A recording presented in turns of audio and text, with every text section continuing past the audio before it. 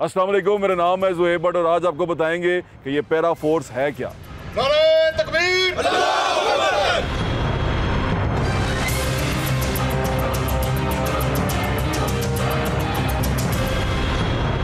एक बहुत ही शोर मच चुका है और आप टीवी पे और सड़कों पे, स्पेशली लाहौर की सड़कों पे एक फोर्स को मूव करता हुआ देख रहे हैं जिस पे पैरा लिखा हुआ है PERA, Punjab enforcement and regulatory authority. ये इन्फोर्समेंट करेगी, ये रेगुलेट करेगी, ये अथॉरिटी बनाई क्यों गई है? इस बहुत सारे सवाल बहुत सारे लोगों के दिलों में आ रहे हैं कि पहले कौन सी इन्फोर्समेंट है जो फोर्स इन्फोर्सर्स नहीं कर सके, वो कौन सी रेगुलेटरी काम है जो रेगुलेटर नहीं कर सके, जिसके लिए नई अथॉरिटी बनानी पड़ी। वो तमाम सवालों के जवाब आपको इस शो में हम देंगे और आपको बताएंगे कि ये पैरा है क्या, इसका जुरिस्डिक्शन क्या है, ये किस तरह काम करेगी और किन लोगों को इससे घबराने की ज़रूरत है। हमारे साथ जुड़े रहिएगा।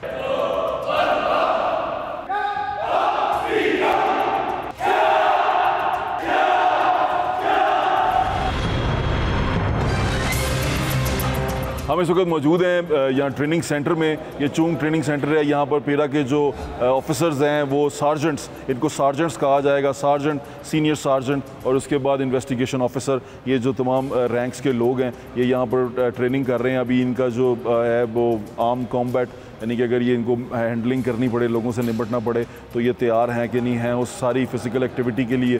वो आपको थोड़ी सी दिखाते हैं, फिर इन लोगों से बात भी करेंगे। एक्टिविटी देखें आप।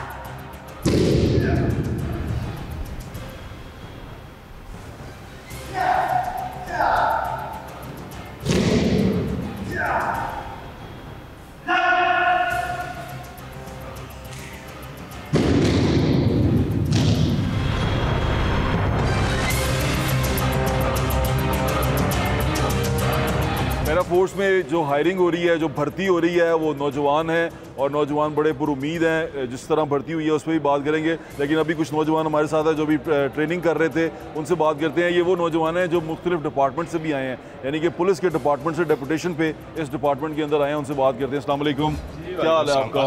सुभान भाई ठीक है आप? अल्हम्दुलिल्लाह। अच्छा, आप कौन से डिपार्टमेंट से आए हैं? सर मैं पंजाब पुलिस से आए हैं। इस डिपार्टमेंट में क्यों आए हैं आप? सर ये डिपार्टमेंट एक नया था और इसका विजन कुछ चेंज है। अच्छा, जिस हिसाब से कि मुझे अच्छा लगा कि ये डिपार्टमेंट इसमें जाना चाहिए। अच्छा, और अपनी सर्विसेज डिपेंड करनी चाहिए। ठीक है भाई, आप क्यों आए हैं इसके अंदर? सर ये एक मरीम नवाज साहिबा की तरफ से एक चेंज है और ये बहुत बड़े लेवल पे काम होना जा रहा है। इसके अलग से स्टेशन बने हैं और हमें लगा कि ये बहुत अच्छा काम है और इसमें जाना चाहिए, इसमें शिरकत करनी चाहिए। अली भाई, इसमें पब्लिक डीलिंग बहुत ज़्यादा होने वाली है, तो पब्लिक डीलिंग को लेके आप लोग तैयार हैं? क्योंकि ये रिवायती पुलिस की तरह का डिपार्टमेंट नहीं होएगा। इसमें आपको अपने टेम्परामेंट और अपने एटीट्यूड को बहुत ज़्यादा बदलना पड़ेगा। जी डेफिनेटली, और ये सीएम साहब का बहुत बड़ा इनिशिएटिव है और इसमें भरपूर हम अपनी कोशिश करेंगे कि हम बेहतरीन दें इसमें। दूसरी, पुलिस से मुख्तलिफ कैसे होंगे आप ज़ुहैब भाई?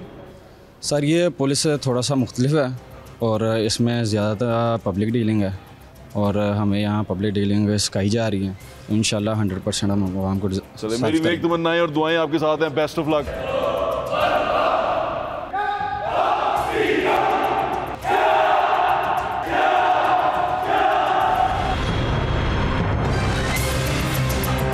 Punjab enforcement and regulatory authority के मैं ऑफिस में मौजूद हूँ। इस पर बात करने के लिए जो पैरा के रिप्रेजेंटेटिव हैं, डिप्टी डायरेक्टर हैं इब्राहिम शाह साहब, वो हमारे साथ मौजूद हैं। हम हमें बताएंगे इस अथॉरिटी के बारे में, उनसे बात करते हैं। अस्सलाम वालेकुम। कैसे हैं भाई? अल्हम्दुलिल्लाह ठीक ठाक हैं माशाल्लाह, क्वाइट यंग, और आप इसको देख रहे हैं as an admin manager and HR director admin and HR deputy. चलो ये तो बड़ी अच्छी बात है। भाई ये बताएं कि ये ज़रूरत क्यों पेश आई, क्योंकि ये एक इन्फोर्समेंट एंड रेगुलेटरी अथॉरिटी है। अब इन्फोर्समेंट और रेगुलेटरी अथॉरिटी तभी बनती है जब जो पहले से मौजूद इन्फोर्समेंट की इदारे हैं वो इन्फोर्समेंट ना कर पा रहे हों, रेगुलेटर जो हैं वो रेगुलेशन ना कर पा रहे हों, तभी ये चीज़ें डिसाइड की जाती हैं कि एक नई अथॉरिटी की ज़रूरत पड़ी। इसकी ज़रूरत क्यों पड़ गई हमें? साहब बेसिकली जो पीरा की ओरिजिन्स हैं वो स्टेम करती हैं और जनरेट हुई एक एडमिनिस्ट्रेटिव और गवर्नेंस वैक्यूम में से। अच्छा। अगर पीरा का जो एम्बिट है आप देखेंगे वो स्पेशल और एडमिनिस्ट्रेटिव लॉज है, यानी कि जो वायलेशंस आपकी डेली बेसिस पे हो रही हैं, नॉट फंडामेंटल मेजर क्राइम्स लेकिन वायलेशंस। तो होता यूँ था जी कि जब ये वायलेशंस होती थी तो इनकी आप कह लें प्रोसिक्यूशन, रेगुलेशन, एनफोर्समेंट एंड सबसे क्रिटिकली इसकी कन्विक्शन बड़ी लो थी। और उसकी मल्टीपल रीज़न है। उसकी रीज़न ये है कि लॉ इन्फोर्समेंट एजेंसीज ऑलरेडी बहुत ज़्यादा बर्डनड हैं, पॉपुलेशन ग्रोथ इतनी हो गई है, सोसाइटी इतनी एक्सपैंड कर गई है और क्राइम रेट्स बढ़ चुके हैं कि अटेंशन इन आप कह लें वायलेशंस और एडमिनिस्ट्रेटिव इशू से उस तरफ चली गई थी। तो एक बड़ा गैप था। अब आपको पता है district administrations, local governments in specific administrative चीज़ों से डील कर रही होती हैं। फॉर इंस्टेंस प्राइस कंट्रोल हो गई, इंक्रोचमेंट्स हो गई, एंटी होर्डिंग हो गई। ये सब बड़ी आपको पता है क्रिटिकल और इम्पॉर्टेंट एलिमेंट्स हैं जो आम सिटीज़न को बड़ा इम्पैक्ट करती हैं। लेकिन अगेन क्योंकि ये एक आप कह रहे हैं कि इन्फोर्समेंट मैकेनिज़्म एब्सेंट हो गया था डिस्ट्रैक्शंस की वजह से या एक्सटर्नल प्रेशर्स की वजह से, तो ये गैप क्रिएट हुआ जो अब पीरा इन्विजन कर रही है और एम कर रही है फुलफिल करने। आपने बात की इंक्रोचमेंट की, अभी इंक्रोचमेंट ऑपरेशन जो है वो सिटी डिस्ट्रिक्ट गवर्नमेंट देख रही है। ये पैरा को हेड कौन कर रहा है? Who is chairing this? मतलब अगर मैं आपसे पूछना चाहूँ कि इसको देख कौन रहा है, इसको चलाएगा कौन, इसके ऊपर कौन बंदा बैठा होगा? एक तो डायरेक्टर जनरल हैं इसके फारूक साहब, कैप्टन फारूक साहब, और उसके बाद ये उनके ऊपर कौन होगा? ये मैकेनिज्म क्या है? जी, तो सर पीरा के मल्टीपल लेवल्स हैं। एक तो प्रोविंशियल लेवल पे इसको CM साहिबा हेड करी, अथॉरिटी पूरी को हेड को। जो इसका आपके ऑपरेशनल मैकेनिज्म है, जो इसका हेड क्वार्टर है, वो जैसा आपने कहा डायरेक्टर जनरल साहब है। लेकिन इसकी जो असल फॉर्मेशन है ना जी, वो सब डिवीज़न और डिस्ट्रिक्ट लेवल पे। हर थाने में जो हर थाना बन रहा है पीरा का, वो तहसील लेवल पे यानी कि सब डिवीज़न लेवल पे बन रहा है। तो पंजाब में आपके 154 थाने हो जाएंगे, लाहौर में आपके 10 थाने हो गए, और थाने को एक हेड कर रहे हैं sub divisional enforcement officer. Presently आपने थाना का ये इन्फोर्समेंट स्टेशन जिसको आप कहते हैं जी, ये थाना जो है ये इसका मतलब यहाँ पर वो पर्चे शर्चे भी काटे करेंगे? बिल्कुल जी, FIR की अथॉरिटी है, लॉकअप की भी अपॉर्चुनिटी, लॉकअप भी है, यानी कि यहाँ पर बंद भी करेंगे लोग? बंद भी किया जाएगा, फिर विद इन 24 आवर्स आपको मैजिस्ट्रेट के सामने पेश करना होगा। तो प्रोसेस पूरा वही है जो एक नॉर्मल। चलिए इसको थोड़ा सा आसान करते हैं कि इसके काम क्या है, बेसिक काम क्या करेगी ये, इसने करना क्या वो कौन सी वायलेशन है जो इसने रोकनी है? तो सब पीरा के अंडर एम्बिट के अंदर 5 कवानीन आते हैं जो स्केड्यूल लॉज में। पहला तो आपके रेवेन्यू से रिलेटेड हो गए, लैंड रेवेन्यू एक्ट हो गया आपका। लैंड रेवेन्यू एक्ट में मतलब क्या करेंगे आप? उसमें आप फर्ज करें आपने डिमार्केशन करानी है, आपने कब्ज़ा लेना है ज़मीन का, इलीगल कब्ज़ा आपकी ज़मीन पे हुआ है, तो आप पीरा को जो रेवेन्यू ऑफिसर्स हैं, असिस्टेंट कमिश्नर्स हैं, डिप्टी कमिश्नर्स हैं, वो पीरा को लिखेंगे। पीरा आपकी इन्फोर्समेंट आर्म होगी, यानी कि जो उधर सिक्योरिटी देनी है, जो आपने ज़मीन वागुज़ार करा के राइटफुल ओनर को देनी है, तो पीरा वो काम करेगा। तो ये रेवेन्यू लॉज वो करेगा।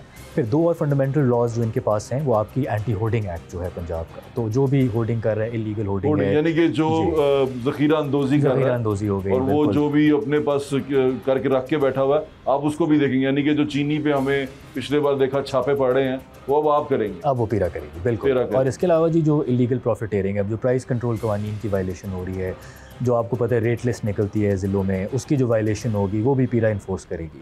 फिर एक जो इंटरेस्टिंग बात है वो ये है कि कानून के अंदर पब्लिक न्यूसेंसेस भी मेंशन, जो वैसे आपको पता है CRPC में होती हैं, कोड ऑफ क्रिमिनल प्रोसीजर में, तो पब्लिक न्यूसेंस को इन्फोर्स करना वो भी अब पीरा का एक जिम्मेदारी बन चुकी है।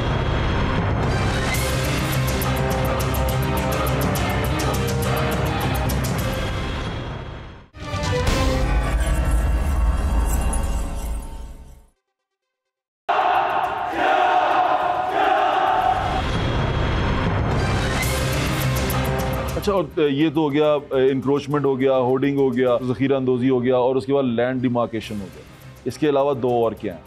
इसके अलावा जो रेवेन्यू के ही 2 कवानीन हैं, उसमें एक आपका पंजाब टेनेंसी एक्ट आ जाता होता है, उसमें जो आप ये लैंड ओनर्स और जो टेनेंट्स होते हैं उनके दरमियान जो रिलेशनशिप है, अगर कोई इलीगल टेनेंसी चल रही है, अविक्ट करना है, इसमें आप ये भी देखेंगे कि ये जो आया किराएदार आया है, ये किराएदार थाने में रजिस्टर्ड है कि नहीं है, या अब आपके पास रजिस्टर्ड होना पड़ेगा? नहीं, वो आपका प्रोसेस जो है सारा सिक्योरिटी वेरिफिकेशन वो सारा उधर से ही थाने से ही होगा। हमारा काम बस ये है जी कि जो रेवेन्यू ऑफिसर ने हमें डायरेक्शंस देनी है कि इलीगल कोई टेनेंट है या लैंड ओनर टेनेंट को प्रॉब्लम्स क्रिएट कर रहा है, उसकी इन्फोर्समेंट पीरा के पास आ जाएगी। फिर एक तीसरा जो रेवेन्यू लॉ है जी वो है colonization of government lands act. उसमें जो कॉलोनी लैंड्स होती हैं आपकी जो स्टेट की होती हैं, वहाँ पे अगर किसी को इलीगली किसी ने ऑक्यूपाई कर लिया है, उसको एविक्ट करना है, सेक्शन 32, 34 हैं कानून के, वो फिर पीरा आपको इन्फोर्स करेगी। ये जो आपने बताया कि कॉलोनी लैंड है, कॉलोनी लैंड से आपका मुराद जो सरकारी ज़मीन है, किसी डिपार्टमेंट की ज़मीन है जिसके ऊपर लोग कब्जा करके बैठ गए हैं, उसको आपने वागुजार कराना है, ऐसे ही? बिल्कुल साहब, इसमें ना एक पुरानी तारीख है, ब्रिटिश टाइम्स पे कॉलोनी लैंड बनी, मसलन सरगोदा ज़िले में बहुत ज़्यादा हैं, तो वहाँ पे जो आपके लाहौर में हैं, तो वहाँ पे जी जो आपने जैसा अगर कॉलोनी में किसी को आबाद किया दिया, तो वहाँ पे अगर इलीगली कोई ठहरा हुआ है, इलीगली ऑक्यूपाई कर रहा है, तो उसको रिमूव करना। जो डिपार्टमेंटल स्टेट लैंड है ना जी, वो आपकी लैंड रेवेन्यू एक्ट गवर्न करता है।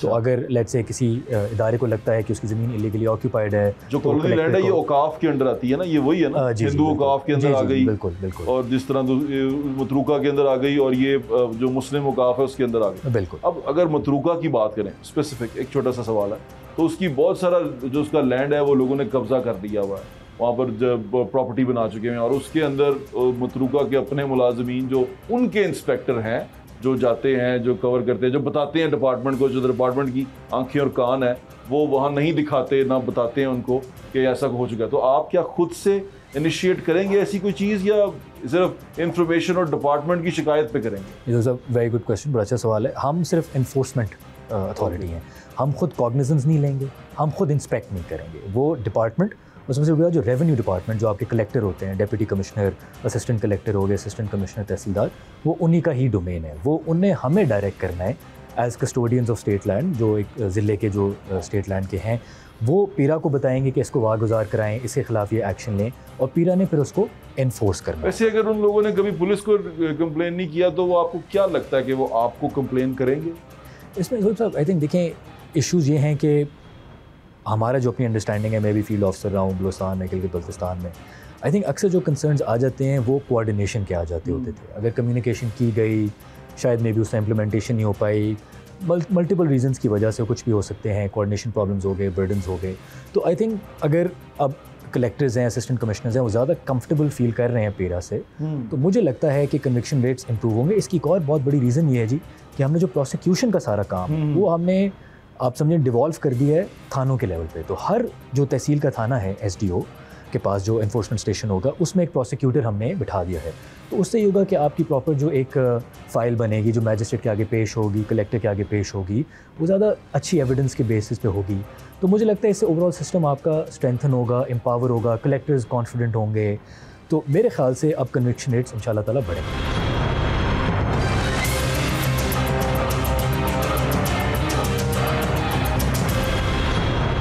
अच्छा, आप तो बताया, अब हम कोई नया तो आज़ाद नहीं हुए, हमें काफ़ी ज़माना हो गया, और पंजाब स्पेशली इसमें बहुत सारे लोगों का ध्यान रहा है, सोच रही है, स्पेशली जो आपकी गवर्नमेंट है वो काफ़ी अरसे से यहाँ पे हुक्मरान है। जो हमारी CM साहब है, उनके वालिद, उनके चचा, अब वो ख़ुद यहाँ पर हुक्मरान है इस सूबे के अंदर स्पेशली।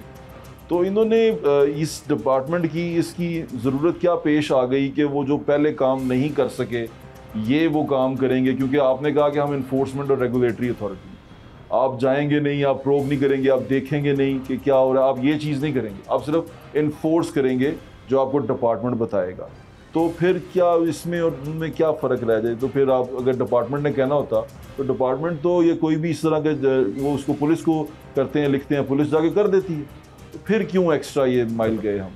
इसमें दो थोड़े पॉइंट्स पे मैं फोकस करूँगा। एक तो ये कि जो ज़मीनों का मामला आता है, जैसा लैंड रेवेन्यू एक्ट का हो गया, उसमें कॉग्निजेंस या जैसा नोटिस लेना पीरा का काम नहीं, लेकिन बाकी चीज़ें जैसा तजावज़ात हो गए, इलीगल इंक्रोचमेंट्स हो गई, मूवेबल इंक्रोचमेंट्स हो गई, इमूवेबल इंक्रोचमेंट्स हो गई, होर्डिंग होगी, प्रॉफिटेरिंग होगी, उसमें जो आपके मुतल्लिका ऑफिसर्स हैं पीरा के, आपके SDOs हो गए, सब डिविजनल इन्फोर्समेंट ऑफिसर्स, जो थानों को लीड कर रहे हैं, उसके नीचे आपके इन्फोर्समेंट ऑफिसर्स और इन्वेस्टिगेशन ऑफिसर्स हो गए, वो कॉग्निजेंस ले सकते हैं। तो वो अगर अच्छा, इस पे पहले जो मैं सवाल पूछ रहा हूँ वो मैं कॉलोनी लॉ के बारे में पूछ रहा हूँ। जो आपने कहा कि जो सरकारी लैंड पे लोग बैठे हुए, जी जी, वहाँ पर तो देखना डिपार्टमेंट तो मेरे ख्याल से अभी अगर उसने बताना होता तो वही बता देता। तो वहाँ ज़रूरत आपको ज़्यादा है कि सरकारी लैंड पे कौन बैठा हुआ है, जहाँ पर आपके एसडीओ को या देखने की ज़रूरत है, और उनको आपके जो इन्फोर्समेंट ऑफिसर हैं उनको देखने की ज़रूरत है, क्योंकि ये लोग हैं। अभी मैं आपके स्ट्रक्चर पे आता हूँ, तो ये लोग क्या ये देखेंगे कि ये सरकारी लैंड पे कब्जा हुआ है, वो खुद से इनिशिएट करें? देखें, उसमें यही बात है कि आइडेंटिफाई करना कि ज़मीन इलीगली ऑक्यूपाइड है कि नहीं है, वो तो आपको कलेक्टर नहीं बताना है ना, जो अथॉरिटी है, जो अगर आपको विसल ब्लोअर का भी, क्योंकि आपके कानून में एक जिक्र है, विसल ब्लोअर आपको कहता है कि भाईजान यहाँ पे ये सरकारी लैंड है, इस पे कब्जा हुआ है, डिपार्टमेंट आपको कुछ नहीं बता रहा, तो आप क्या करेंगे? देखिए, उस केस में ये है, ये अगेन बड़ा अच्छा सवाल है। हमने एक बड़ा स्ट्रॉन्ग रिलेशनशिप इस्टेब्लिश किया जी डेप्यूटी कमिश्नर कलेक्टर में और एसडीओ के दरमियान। जो एसडीओ के रिपोर्टिंग ऑफिसर्स हैं वो डेप्यूटी कमिश्नर्स और एडिशनल डेप्यूटी कमिश्नर्स हैं। तो वहाँ पे कोऑर्डिनेशन मैकेनिज्म इतना स्ट्रॉन्ग है कि अगर विसल ब्लोअर लेट से एसडीओ के नोटिस में बात लेके आता है तो एसडीओ सर्टनली डेप्यूटी कमिश्नर को कम्युनिकेट करेंगे, डेप्यूटी कमिश्नर्स आगे जो रेवेन्यू ऑफिसर्स हैं उनको कहेंगे इन्वेस्टिगेट करें। तो एक इंटरनल मैकेनिज्म आप देख रहे हैं इस्टेब्लिश हो रहा है, बन रहा है, कोऑर्डिनेशन आपकी स्ट्रेंथन हो रही है। तो उससे होगा ये कि अगर let's say whistle blower mechanism हो गया, या इवन एसडीओ को लगता है कि जी विसल ब्लोअर आपके एक्ट में है। बिल्कुल है, बिल्कुल है। और ये एक आई थिंक बड़ा इंटरेस्टिंग पार्ट है इस एक्ट का, एक समथिंग न्यू जो पाकिस्तान में हम देख रहे हैं। तो उसमें यह है जी कि ना एक जो इंटरनल कोऑर्डिनेशन जो मैकेनिज्म बन जाता है आपका, तो with in departmental communication improve हो जाती है। रेलेवेंट डीसीज जो होते हैं वो रेवेन्यू ऑफिसर्स को मोबिलाइज करते हैं, एसडीओज उनके साथ कम्युनिकेशन में होते हैं। तो आई थिंक जब सब सेम पेज पे होंगे, सिनर्जी इस्टेब्लिश होगी तो बेहतर होगा। एक और जोब साहब इसमें जो बात है विसल ब्लोअर से रिलेटेड, ये है कि हम टेक्नोलॉजी को बहुत ज़्यादा एम्ब्रेस कर रहे हैं। अब जितने भी जो हमारी जो जवान हैं उनके पास बॉडी कैम्स लगी होंगी, तो वो जो एक इनिशियल एक कंप्लेंट आती है अक्सर के जी इन्वॉल्वमेंट है या इलीगल एक्शंस लिए जा रहे हैं या अथॉरिटी को अब्यूज़ किया जा रहा है, वो बड़ी लिमिट हो जाएगी इस चीज़ से। अच्छा, उस पे ब्राइबरी की बात कर रहे हैं ना, ब्राइब करते हैं या इस तरह की कोई चीज़ होती है, कह लें इस तरह की, या लेट्स से कोई वो अब जब इसकी स्ट्रक्चर पे आते हैं तो बात करते हैं। अभी सिर्फ इतना बता दें कि ये जब आपको विसल ब्लोअर बताएगा कि हमें ये जो जगह है ये सरकार की है और इस पे एक बंदा नाजायज़ काबिज़ बैठा हुआ है और उस पर कंस्ट्रक्शन कर चुका है, बेचने के मूड में है, डिपार्टमेंट आपको बता नहीं रहा, विसल ब्लोअर आपको बता चुका है, आपका इन्वेस्टिगेशन ऑफिसर जिसे आप आईओ कहते हैं वो जाके देख आया है, तो क्या उसके बाद ईओ जिसे इन्फोर्समेंट ऑफिसर कहते हैं वो जाके एक्ट करेगा, वहाँ पर उसको देखेगा, अपना लॉ इन्फोर्स करेगा? बिल्कुल, इमीडिएटली जो है ना, हमने इसमें एक प्रोविजन डाली है इमरजेंसी प्रोहिबिशन ऑर्डर की, ईपीओ जिसको कहते हैं।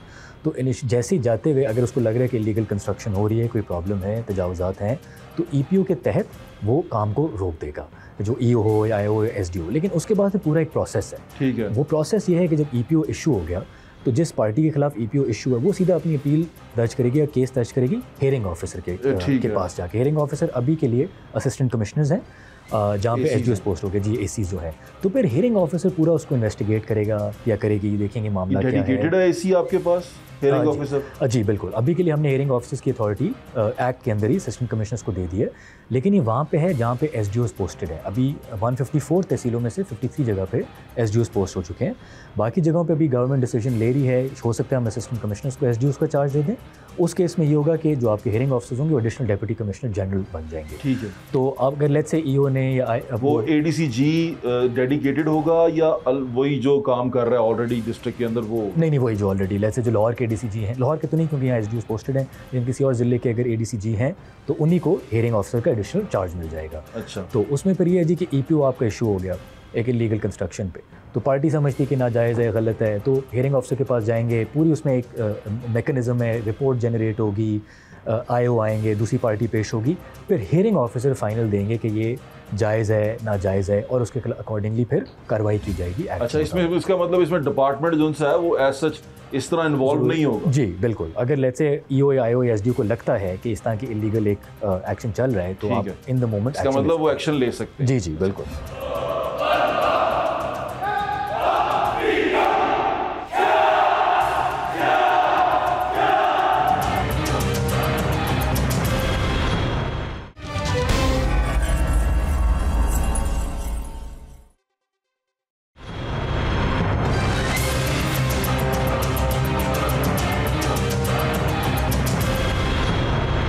दूसरा इसमें अब अपने जो स्ट्रक्चर है आपका, जिससे अब लोगों ने डील करना है, हमने आना है, वो थोड़ा सा बता दें कि मैंने जो पढ़ा है वो आईओ है, ईओ है, उसके बाद एक हियरिंग ऑफिसर है, उसके बाद एसडीओ है। ये बेसिक आपका जो इन्फोर्समेंट स्टेशन है उसके अंदर ये स्ट्रक्चर है। ये काम क्या करेंगे आईओ, ईओ या एसडीओ? बिल्कुल, तो जो आपने स्ट्रक्चर बताया ना, ये तहसील सब डिवीजन लेवल पे एक इन्फोर्समेंट स्टेशन के। एसडीओ जो हैं, जो अभी हमने एसडीओ पोस्ट किए जी, वो सारे पीपीएससी क्वालिफाइड पीएमएस ऑफिसर्स हैं, BS-17।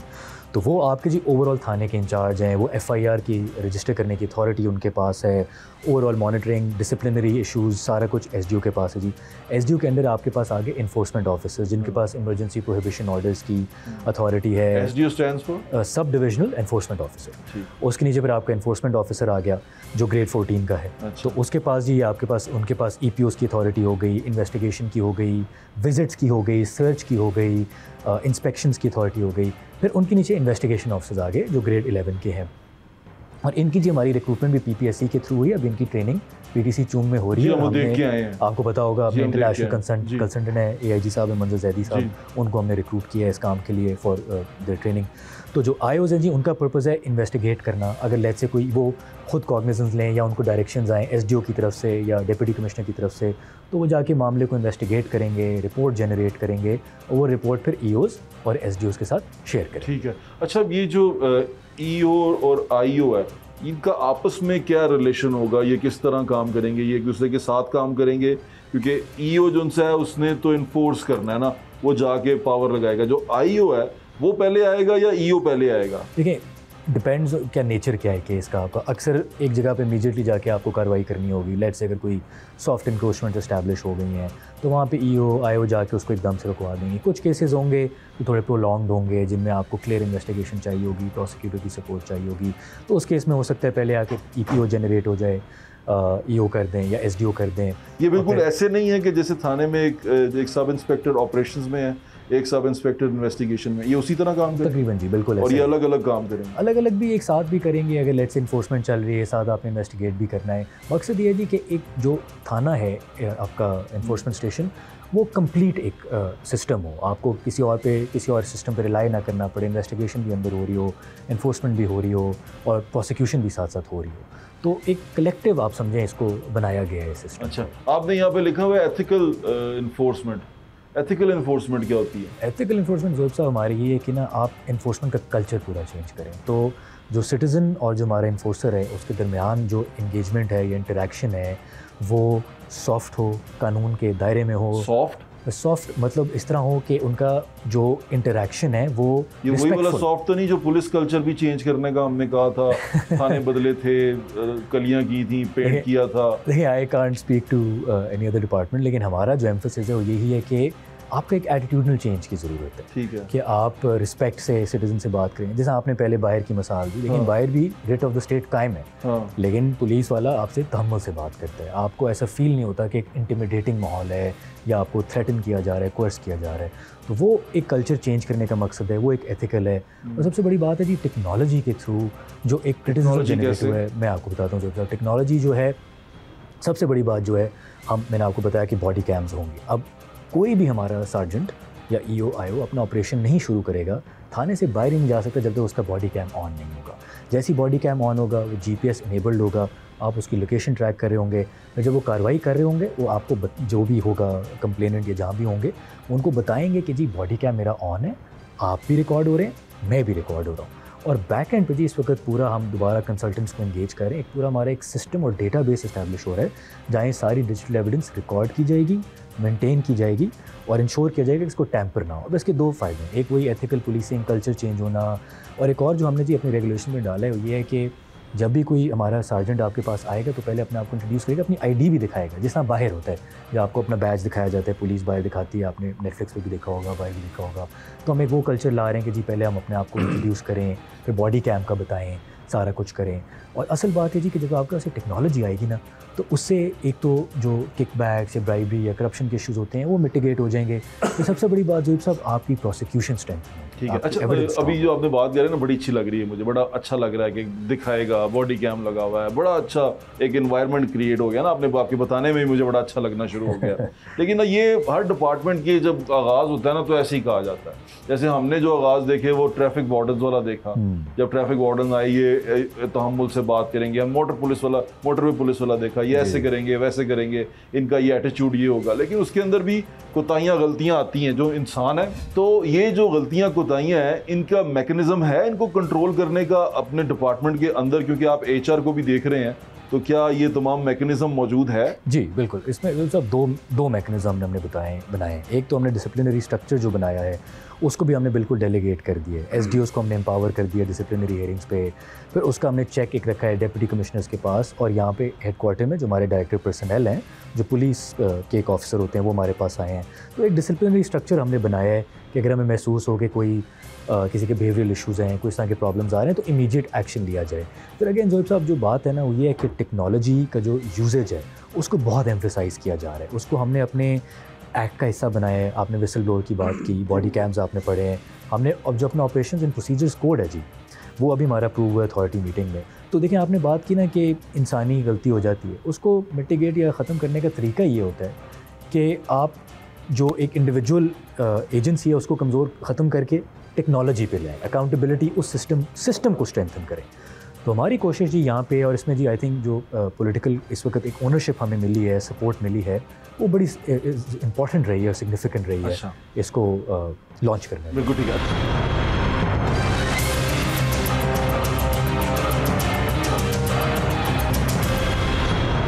ये बताएं, जो एक बड़ा मेजर ऑपरेशन है जिसमें आपकी पब्लिक डीलिंग बहुत ज़्यादा होने वाली है, वो है इंक्रोचमेंट का। और इंक्रोचमेंट एक कंटिन्यूस बिजनेस है, क्योंकि आप यहाँ इंक्रोचमेंट ऑपरेशन करते हैं, वहाँ इंक्रोचर दोबारा आ जाता है। जब हम बड़ा ऑपरेशन करते हैं, वो हमने देखा है टाउन में जब भी ऐसे हुआ है, वो यहाँ करके गए हैं, शाम को फिर दोबारा बंदे बाहर आ गए। तो इसका एक क्या मुस्तकिल क्या हल निकाला आपने? देखिए, इसमें एक दो बातें। एक तो वही बात है प्रेजेंस आपकी, कि पीरा को आपने इतना स्ट्रेंथन किया है, आपने HR पर्सनल इतना दिया है कि रेगुलर आपकी ना पेट्रोलिंग चल रही होगी। और इसको डेलीगेट करने का जो मकसद है ना जी, मसलन लाहौर के एक थाने में मल्टीपल आपने EOs दिए हैं, IOs दिए हैं, वो अपने स्फेयर्स में बार बार रेगुलरली ऑपरेशंस करें, मॉनिटर करें। जो सॉफ्ट इंक्रोचमेंट्स हैं जी, बिल्कुल रिपीटेटिव एक इशू होता है, और वहाँ पे फिर आपको पता है डिस्ट्रिक्ट मिशन अपना एक रोल प्ले करती है, उनसे नेगोशिएट करती है, उनको जगहें दे देती है। वो एक आप कह लें लॉन्ग टर्म एक उसकी अल्टरनेटिव सोल्यूशन है। पीरा का ये है कि जी रेगुलर पेट्रोलिंग हो, बार बार मल्टीपल ऑपरेशंस हो, चालान करेंगे फिर आप फाइन करेंगे, ऐसा है? जी बिल्कुल, पूरा एक सिस्टम है जी, फ़ाइन का है। और उसके बाद अगर लेट से फिर भी नहीं होता, फिर उसको एस्केलेट करके आप रेस्ट डिटेंशन की तरफ भी जा सकते हैं, प्रेजेंटेशन बिफोर मैजिस्ट्रेट, वो सारा मैकेनिज्म कानून। अच्छा, इसमें आप जो ग्राम फरोशी है, जिस तरह कीमत ज़्यादा लेते हैं, प्राइस कंट्रोल है, वो भी काम आपके पास? जी बिल्कुल, पूरा प्राइस कंट्रोल एक्ट जो है जी, स्केड्यूल्ड एक एक्ट है पीरा के पास। बहुत ज़्यादा पब्लिक डीलिंग होगी, और पब्लिक डीलिंग जहाँ पर होगी वहाँ पर पैसे की दावत भी आएगी, वहाँ पर आपको ब्राइबरी भी होगी, हर चीज़ होगी। और वहाँ पर आपका जो इंस्पेक्टर है वो, क्योंकि जब आप बहुत ज़्यादा पब्लिक डीलिंग कर रहे हैं ना, तो आपको अल्योर करने में कोई कसर नहीं छोड़ते। तो इस तरह अपने इन्फोर्सर को, सार्जेंट को, IEO को कैसे बचाएंगे? देखिए जोएब साहब, इसमें ये बात जो है कि जो हमारे इन्फोर्सर हैं, EOs और IOs, उनके पास फ़ाइन लेने का इख्तियार ही नहीं है। उनने जाके कोई कार्रवाई करनी है, फ़र्ज़ करें अगर कोई दुकान है जो ग्राम फरोशी कर रही है, प्रॉफिटेरिंग कर रही है, वो उनको जाके नोटिस इशू करेंगे और उनको चलान फॉर्म दे देंगे, और फ़ाइन जो है वो हेयरिंग ऑफिसर के पास जमा होगा, और पूरा उसका सिस्टम है, वो अपील भी उसको कर सकता है, और एक पूरा मैकेनिज़्म है। तो जो भी एक थोड़ा आर्बिट्रेरी सिस्टम चल रहा था, मौके पे करना वो सारा कुछ, उसको चेंज करके हम इंस्टीट्यूशनलाइज और एक स्ट्रक्चर दे रहे हैं, ताकि वही बात है, एक अपील का चांस भी आए, ट्रांसपेरेंसी भी सिस्टम में आए, और वही बात जो आपने पहले की, जो एक इंडिविजुअल एजेंसी है उसको कम करके आप सिस्टम को एम्पावर करें। और ये करते हुए उसका बॉडी कैम ऑन होगा? बॉडी कैम उसका ऑन होगा, बिल्कुल जी, ताकि कोई भी बाद में कोई प्रॉब्लम हो, वो हेयरिंग ऑफिसर के पास जाके अपील कर सके। बॉडी कैम का डेटा आपके पास अवेलेबल। चलान का इख्तियार सिर्फ EO को होगा? नहीं जी, EO को भी है और SDO के पास भी है। और सार्जेंट? नहीं, सार्जेंट को नहीं है। सार्जेंट जस्ट मसल जो साथ होगा। वेल पुट जी, जस्ट मसल। और वो सिर्फ साथ होगा एनफोर्समेंट के लिए, उसकी हेल्प के लिए। और एक और ज़रूरी बात आपने अच्छी मुझे याद दिला दी मसल से, अब कल्चर चेंज करने की बात है ना, अब हमने इनको लीथल वेपन्स भी नहीं दी। जो हमारा सार्जेंट होगा उसके पास बटॉन होगा, और अब जो मेजर वेपन्स होती हैं वो भी एक इंटिमिडेटिंग फैक्टर बन जाता होता है, वो भी हमने नहीं दी। तो अगेन एक कल्चर चेंज करने वाली बात है, एक अच्छा एक वेलकमिंग आप समझ लें इमेज देने की। विसल ब्लोअर की बात आ गई, विसल ब्लोअर पे आखिर में डिस्कस कर लेते हैं, जिसे हम मुखबर कहते हैं, मैं मुखबर कहता हूँ उसको ना। मुखबर की आपने एक प्रॉपर एक क्लॉज रखा है, उसकी तमाम शिकें रखी हैं कि उसकी आइडेंटिटी नहीं बतानी, उसका कुछ नहीं बताना, वो बताएगा कि यहाँ पर ये हो रहा है। ये एक बड़ी अलग सी चीज़ है जो मुझे ये लगा कि ये गलत भी इस्तेमाल हो सकती है, सही भी इस्तेमाल हो सकती है।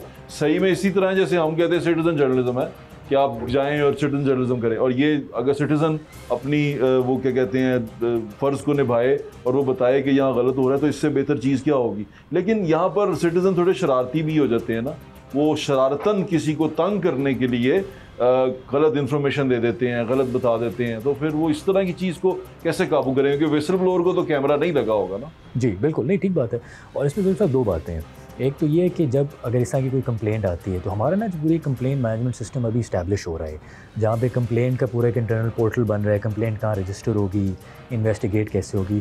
तो पहला तो मैकेनिज्म है कि जब आपके पास कंप्लेंट आती है तो आप उसका फॉलो अप कैसे। ये विसल ब्लोअर कंप्लेंट कर रहा है ना, विसल ब्लोअर भी अनोनिमसली भी और लेट्स से नॉन अनोनिमसली भी, दोनों के लिए भी एक बड़ा अच्छा डिजिटल, यानी कंप्लेनेंट जो है वो अपनी आइडेंटिटी हाइड करना चाहे तो विसल ब्लोअर में चला जाएगा, वो विसल ब्लोअर में करेगा। बिल्कुल ऐसा ही, ठीक है। और अगर वो आइडेंटिटी बताना चाहता है तो वो उसके लिए भी हमारा एक online digital complaint management system बन रहा है। और आप कंप्लेनेंट का नाम जो है उसको बताएंगे जिसके खिलाफ कंप्लेंट आएगी, सॉरी जिसके खिलाफ कंप्लेंट आएगी उसको कंप्लेनेंट का नाम बताएंगे। अगर एनोनिमस है तो नहीं बताएंगे जी, वही बात है, ताकि विसल ब्लोअर की आइडेंटिटी बचे। अगर उसमें विसल ब्लोअर की आइडेंटिटी लीक हो जाती है तो उसमें भी हमने एक इंटरनल मैकेनिज्म रखा है, इन्वेस्टिगेशन पूरी रखी है, किसने लीक की, फिर उसके खिलाफ कार्रवाई होगी, ताकि विसल ब्लोअर की आइडेंटिटी भी बची रहे जी, उसकी भी सिक्योरिटी इंटैक्ट रहे। विसल ब्लोअर की झूठी मुखबरी पे क्या करें जी, वही अब मैं उस तरफ आ रहा हूँ। उस पर जो बात है जी, उसमें एक तो आपका पूरा इन्वेस्टिगेशन मैकेनिज्म, जैसा मैंने आपको बताया है, एकदम से कार्रवाई नहीं होती, मैंने आपको पूरा सिस्टम बताया है, मूवमेंट पर जाके फाइन नहीं होगा, एक्शन नहीं लिया जाएगा, पूरा एक हियरिंग ऑफिसर के पास जाएगी, हियरिंग ऑफिसर उसको इन्वेस्टिगेट करेगा।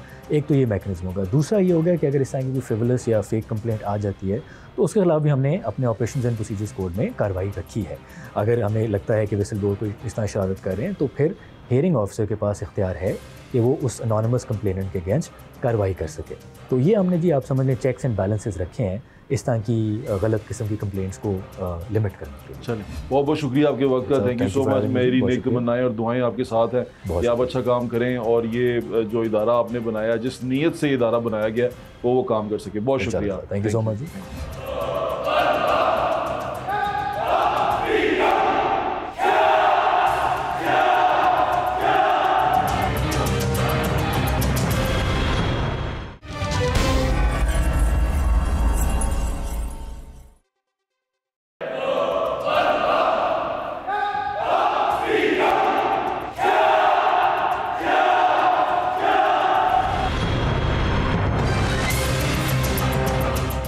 पंजाब एनफोर्समेंट रेगुलेटरी अथॉरिटी, इस अथॉरिटी ने इन्फोर्स करना है लॉ को। एक्ट बन चुका हुआ, एक्ट में सिंपल सी चीजें हैं, 4-5 जो इनके जिम्मे लगाई गई हैं जो इन्होंने पूरी करनी है, जिनमें से एक के इंक्रोचमेंट ना हो, एंटी इंक्रोचमेंट ऑपरेशन ये लोग करेंगे।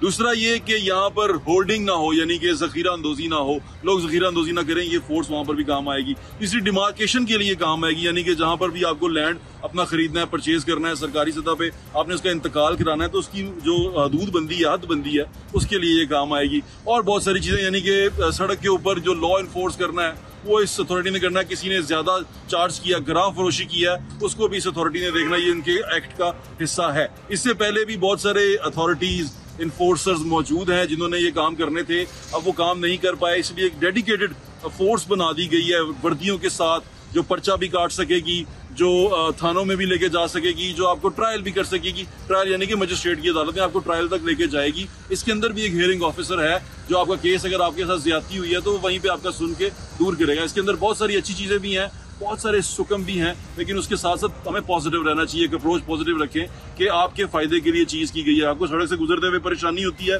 लोगों ने सड़क पे दुकानें बना दी अपनी, तो वो दुकानें हटाने के लिए ये मौजूद है। कोई आपके साथ ज्यादती ना करे, कोई ग्राम फरोशी ना करे, कीमत ज्यादा वसूल ना करे, तो ये फोर्स बना दी गई है, ये अथॉरिटी बना दी गई है। तो ये तमाम चीजें बड़ी अच्छी हैं, लेकिन देखना ये है कि बहुत सारी अथॉरिटी, बहुत सारी फोर्सेस की तरह ये कब तक मलाइन नहीं होती, ये कब तक बिल्कुल ऑनेस्ट रहती है, ये देखने के लिए हम यहाँ मौजूद हैं। ये किस तरह काम करेंगे, इनके काम पे गहरी नजर रखेंगे, क्योंकि ये जो काम करने जा रहे हैं उसका बहुत ज्यादा ताल्लुक बल्दियात से है, लोकल बॉडी से है। ये वो काम करने जा रहे हैं जो लोकल बॉडी और बल्दियात करती है, लोकल एडमिनिस्ट्रेशन करती है। इन्होंने वो काम करना है, इन्होंने वो लॉ इन्फोर्स करना है, इन्होंने शहरियों को सहूलतें देनी है।